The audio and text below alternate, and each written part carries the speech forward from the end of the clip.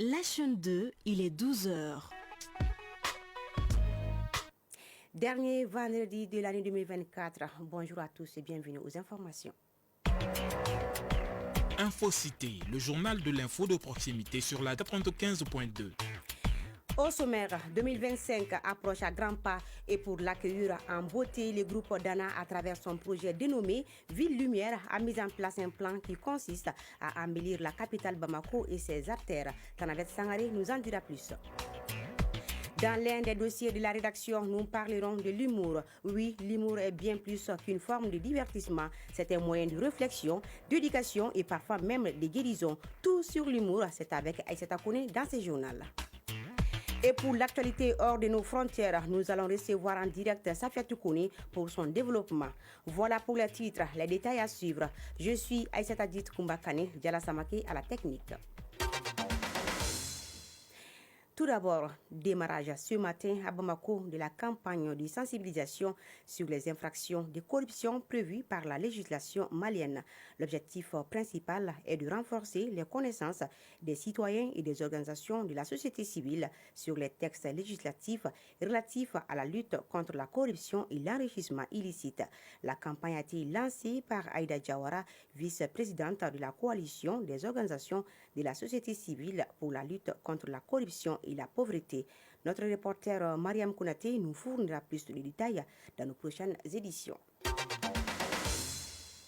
Bientôt la fin de l'année 2024 et pour accueillir 2025 en beauté, le groupe Dana, à travers son projet dénommé Ville Lumière, reste dans sa posture.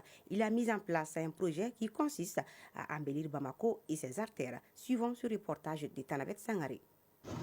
Dans quelques jours, nous dirons au revoir à l'année 2024 pour accueillir l'année 2025.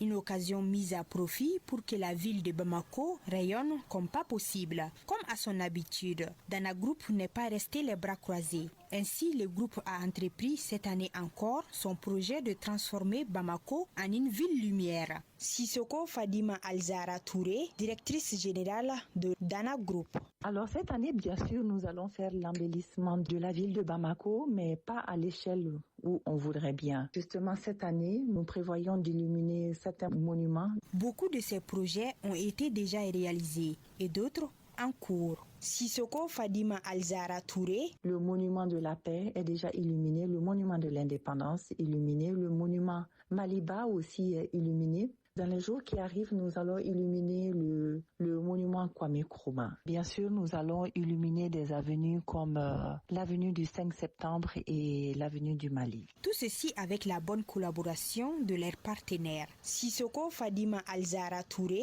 Comme depuis 8 ans, Bamako Ville Lumière, c'est un projet en partenariat avec la mairie du district de Bamako pour la 8e édition avec la délégation spéciale. Beaucoup de Bamakois apprécient cette initiative. Amadou Dolo, étudiant. Ça rend jolie la ville, quoi. Surtout en période de fin d'année. Ça nous fait du plaisir. Aïdra Sitanjawara, gestionnaire. Pas seulement s'arrêter jusqu'à la fin d'année pour que Bamako soit embelli. Ça doit être continuel. Shérif Zakaria Aïdra, technicien télécom. L'embellissement de la ville fait partie de nobles tâches, surtout en période de fête, pour que réellement que l'environnement puisse être attirant pour nous et pour ceux qui doivent venir. Alors, on peut dire que tout est fin prêt pour que Bamako revête sa beauté pour accueillir l'année 2025. Et de la lumière à la bouffe. En cette occasion, les volailles figurent parmi les aliments les plus prisés par la population. Dans ce contexte, une équipe de reportage dirigée par Awa Sidibé s'est rendue au marché de Sabalibougou en commune 5 et de Banankabougou en commune 6 du district de Bamako afin d'évaluer l'état du marché des volailles. Suivant son reportage. Au marché de Banankabougou, en commune 6 du district de Bamako, les poulaillers de Drissa Niambélé débordent de volailles. En effet, à l'approche des fêtes de fin d'année, son activité connaît un véritable essor. Drissa Niambélé, vendeur de volailles. Il y a beaucoup d'achats en cette période, probablement parce que les prix sont restés stables. Demain, les clients seront encore plus nombreux et tout est prêt. Le marché est bien approvisionné pour répondre à cette demande. Si au marché de Banakabougou, les vendeurs se réjouissent de l'affluence, la situation est bien différente au marché de Sabalibougou, en commune 5 du district de Bamako. Famini Doumbouya, vendeur depuis plus de 30 ans, nous le confirme. Le marché est calme en cette veille de fête. À la même période l'année dernière, nous avions reçu de nombreuses commandes de volailles pour le 31 décembre. Actuellement, nous disposons de peu de volailles. Les volailles proviennent de différentes localités et il en existe plusieurs types sur le marché. Famini Doumbouya, vendeur de volailles. Les volailles proviennent de Sikasso, Koutiala et San. Les prix des pintades varient entre 4 000 et 6 000 francs CFA. Ce sont les poulets de chair qui se vendent le mieux. Drissa Nyambele, vendeur de volailles. Le prix des poulets de chair commence à partir de 2500 francs CFA, tandis que les pondeuses sont vendues à partir de 3000 francs CFA. Les poulets locaux varient entre 2500 et 4000 francs CFA. Tout se vend bien, y compris les dindes qui sont à 25 000 francs CFA. Ce vendeur de pigeons et de cailles également arrive à tirer son épingle du jeu. Zakaria Traoré, vendeur de volailles. Le marché se porte bien. Actuellement, nous avons des commandes à livrer. Certains clients achètent par lot de 10, d'autres de 5 selon leurs besoins. Nous les vendons à 1250 francs CFA l'unité, tout comme les cailles qui sont très appréciées. Vu la disponibilité des volailles sur le marché, les clientes affirment que les prix des poulets sont abordables. Jawara Djereba Koité, cliente. J'ai acheté un poulet à 4 000 francs. Je pense que c'est abordable. Bon, l'année dernière, je pense que c'était plus abordable que cette année. Sayon Konaté, cliente. Chaque année, j'achète du poulet ici et les prix n'ont pas évolué. Aujourd'hui, je viens d'acheter 2 pondeuses. En tout cas, les préparatifs pour les fêtes de fin d'année vont bon train pour les vendeurs qui assurent que les volailles seront au rendez-vous et à des prix raisonnables. Pour le respect du droit des clients, la direction régionale du commerce, de la consommation et de la concurrence veille au grain afin que les différents marchés soient fournis en produits de qualité.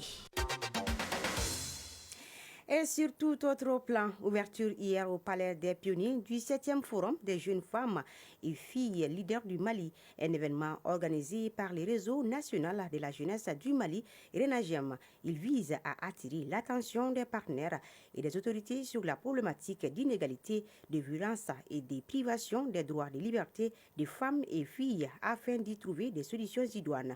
Le thème de l'édition 2024 est consolidation de la paix, de la cohésion sociale et de la réconciliation, action de responsabilité des femmes et filles leaders du Mali. L'édition de cette année se tiendra du 26 au 28 décembre 2024 à Bamako et à Sibi, nous dit Cheikh Oumar Kamara. Célébrer la jeune femme et fille pour leur émancipation et employabilité est une bravoure qui cadre parfaitement avec la vision de nos autorités. Durant 3 jours, ce forum va faire un plaidoyer en faveur de celle-ci pour le développement socio-économique, la refondation de notre pays et pour une transition réussie. Alioune Gueye, président du réseau national de la jeunesse du Mali, RENAGEM. Aujourd'hui, les priorités de l'État, c'est la recherche de la paix, la cohésion sociale. L'accord a été déclaré caduc, donc aujourd'hui, il faut que les Maliens se retrouvent. Il y a eu les dialogues intermaliens.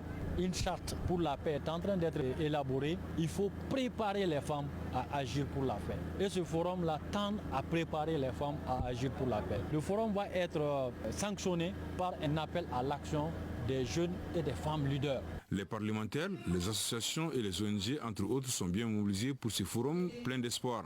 Les participants ont eu droit à des prestations de slameuses. Des attestations de reconnaissance ont été remises à 3 anciennes ministres de la promotion de la femme, de l'enfant et de la famille qui ont beaucoup soutenu les initiatives en faveur de la gente féminine. Honorable Aïssata Alassane Sissé, dite Château, marraine. J'ai un sentiment de satisfaction parce que c'est le 7e forum comme ça et vivement le 8e. Vraiment, ce forum est un forum dont le Mali a besoin, dont la jeunesse a besoin et dont spécialement les jeunes filles ont besoin pour avancer. Salah Babi, participant. Des sentiments de satisfaction. Et qui parle de filles, femmes, parle d'une nation. Et une nation ne peut pas se développer sans les femmes et les filles. Et les filles, c'est les futures femmes. Et les femmes, c'est les anciennes filles. Et ce thème de ce forum colle bien à l'actualité et même une information de tous les jours. Ce forum prendra fin ce samedi à Sibi dans le Mandi. À présent, nous allons recevoir Safiatou Kone pour l'actualité internationale. Et c'est juste après ça. À présent, le tour d'horizon de l'actualité internationale. Les tours de l'horizon avec vous, Safiatou Kone. Bonjour. Bonjour Kumba, bonjour à toutes et à tous. Tout d'abord, Safi, tu nous amènes au Sénégal où le Premier ministre Ousmane Sonko dévoile la nouvelle politique générale du pays. Justement, c'est ce vendredi que le Premier ministre Ousmane Sonko dévoile la politique générale de son gouvernement à l'Assemblée nationale. Il édifie les élus sur les grandes lignes qu'il appliquera dans les prochaines années. L'enjeu principal pour Ousmane Sonko est d'abord d'expliquer aux députés sénégalais comment son gouvernement compte mettre en œuvre l'agenda national de transformation 2050. Il retrace en clair la feuille de route de l'exécutif en matière de politique publique. Au Tchad, la France a officiellement rétrocédé une première base militaire. Il n'y a désormais plus de soldats français à Faya-Largeau dans le nord du Tchad. Hier dans la matinée, une cérémonie de rétrocession s'est tenue en présence des autorités civiles et militaires tchadiennes, marquant le départ définitif du détachement militaire français de cette ville stratégique. L'annonce a été faite par N'Djamena et l'armée française a confirmé que le retrait des troupes françaises se fait en bon ordre. En Angola, Safi, le fils de l'ancien président Dos Santos, bénéficie d'une grâce présidentielle. Le président angolais João Lourenço a accordé une grâce à une cinquantaine de condamnés, dont le fils de l'ancien président José Eduardo dos Santos. Ce dernier, condamné à 5 ans de prison, est accusé de détournement de fonds. Cette grâce s'inscrit dans le cadre du cinquantenaire de l'indépendance de ces pays d'Afrique australe, dans un esprit d'harmonie, de clémence et de fraternité, précisent les décrets affichés sur la page Facebook de la présidence. Corée du Sud, cette fois-ci, les députés votent la destitution du président par intérim. Les députés sud-coréens ont voté ce matin la destitution du président par intérim Han Duck-soo. Il est accusé d'avoir activement participé à l'insurrection de la tentative échouée de son prédécesseur Yoon Suk-yeol d'instaurer la loi martiale le 3 décembre dernier. Sa destitution intervient 2 semaines après celle du chef de l'État qui doit encore être confirmée ou infirmée par la Cour constitutionnelle. Et voilà, Kumba, c'est ce qui fait l'essentiel de l'actualité internationale. Safiatou Kone, merci pour ce tour. Retour au Mali et parlons de culture. Dans une société en quête de sens et souvent marquée par les tensions, l'humour se révèle être un outil puissant. De la scène de théâtre à l'estrade politique, en passant par les salles de classe et les cabinets médicaux, il transcende les frontières des disciplines et des contextes. L'humour est bien plus qu'une forme de divertissement, c'est un moyen de réflexion, d'éducation et parfois même de guérison. Mais quels sont les ressorts de cette force universelle et comment influence-t-elle nos vies au quotidien? Ça fait tout. Aïssata Kouni plutôt.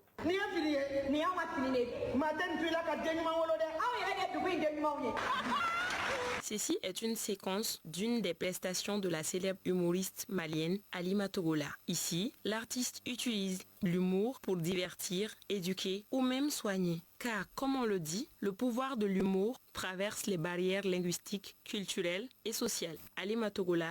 Il faut savoir que c'est un art qui permet de déclencher le rire chez le spectateur. Sensibilisatrice ou tout simplement pour dénoncer un mauvais comportement, pas forcément rire l'unanimité. Ça fait rire ceux qui comprennent. Si l'on réfléchit bien à l'influence de l'humour, on se rend compte qu'il y a cette capacité unique de transformer des situations délicates, d'apporter du réconfort et de renforcer les liens humains. Kumba Soumano, enseignante, pour elle, l'humour n'est pas seulement un moyen de rendre ses cours plus agréables, c'est surtout un outil pédagogique. L'humour, c'est très précieux. Les élèves ont besoin de se détendre de joie. En intégrant des anecdotes dans mes cours, j'ai constaté une amélioration significative. L'humour dans la santé, soigné par le rire, oui, les bienfaits de l'humour sur la santé ne sont plus à prouver. Moussa Kounaté, docteur en ORL, nous le confirme. J'ai observé plusieurs cas où l'humour a joué un rôle positif dans la relation soignant-soigné, d'une amélioration sur son faciès, créant une atmosphère joviale,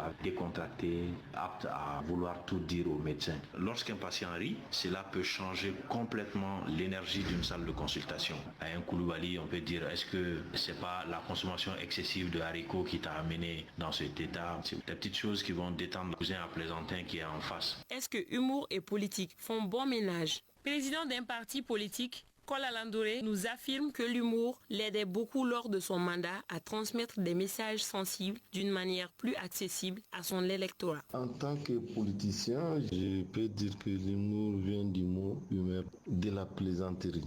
S'explique à travers des messages sur la perception des figures perçues comme un moyen de diversité et surtout un moyen de communication. Qu'en est-il du côté des hommes de médias? Karim Soumano. Une fois, j'étais maître de cérémonie lors d'une activité au CICB.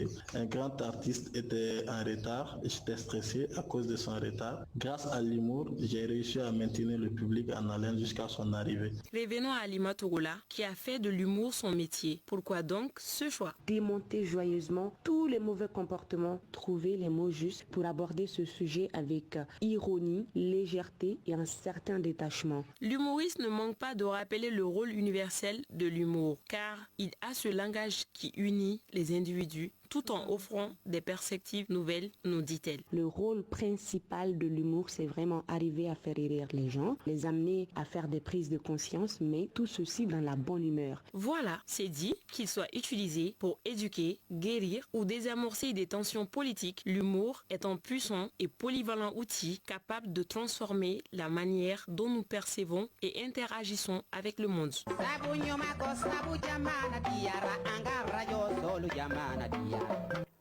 Et voilà, c'était un dossier signé Aïssatou Kouni. À présent, la couleur du temps avant de refermer ce journal.